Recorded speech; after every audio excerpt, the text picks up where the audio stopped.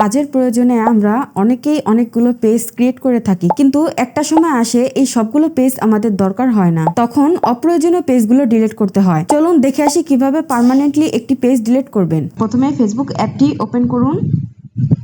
এরপর আপনি যে ফেসবুক পেজটি পার্মানেন্টলি ডিলিট করতে চান সেই পেজে প্রবেশ করুন। এর জন্য 3 লাইনে ক্লিক করুন, অ্যারোতে ক্লিক করুন, আপনার ওই পেজটি সিলেক্ট করুন,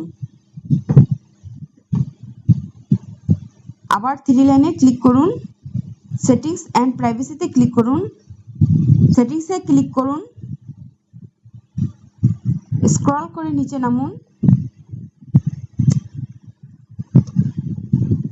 অ্যাক্সেস অ্যান্ড কন্ট্রোলে ক্লিক করুন। পার্মানেন্টলি পেজ ডিলিট করার জন্য এই অপশনটি সিলেক্ট করে কন্টিনিউ করে দিন।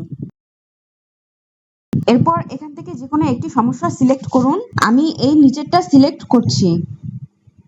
এরপর কন্টিনিউতে ক্লিক করুন।